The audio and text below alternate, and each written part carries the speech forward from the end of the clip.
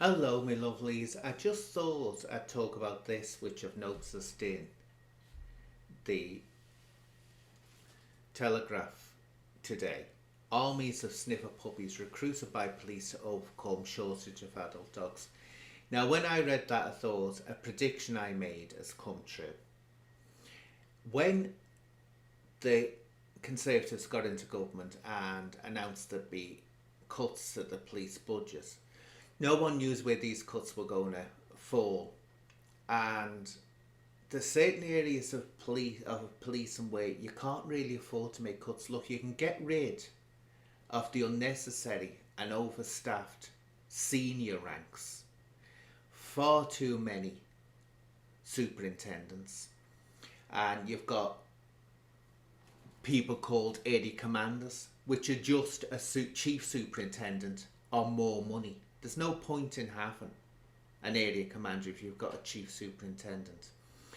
And this is what police forces tend to do. If you give them the money, they'll make sure that they feather their own nest first, and they waste money. So these cuts, you could see, not so much you could an argument for cuts, but auditing where these cuts were, where this money was being spent, I should say, because it's ridiculous the waste of money that happens in police forces. These senior officers, they'll go into a station, they'll have the room totally redecorated and brand new furniture. Now, of course, they're not going to go to IKEA and buy a budget office chair. They're going to have the best of the best, but it's all coming out of the police budget, and a lot of money is wasted. Now, of course, the forces didn't save the money by cutting back on what the senior officers were feathering their own nests with and taking a few of those feathers back. What happened was sections like the dog section started suffering.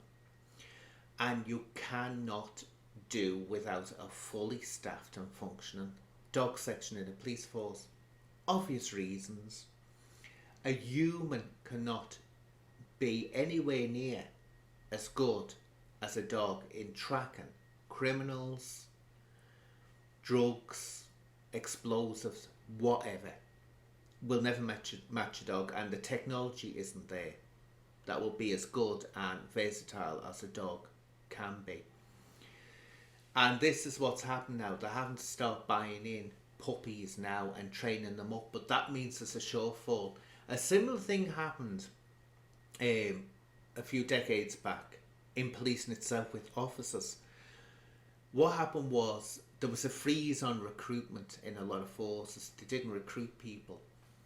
Then what happened was, of course, senior officers and the long-term officers were coming up for retirement, and there was only young people to replace them that hadn't had the experience. So what they had to do, they had to take on an influx of people to be officers, but there was still this yawning gap, and you used to see inspectors and chief inspectors that looked like they just stepped out of school, far too young for the job, inexperienced wise. I'm not being insulting saying that young people can't do a good job of it, but with policing, it's one of those roles that you cannot learn the job in a classroom.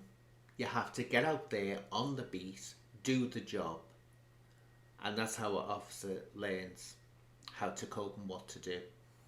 So having an inexperienced police officer who hasn't had time to gain that experience is always going to prove a bit negative for the force. But that's what happened.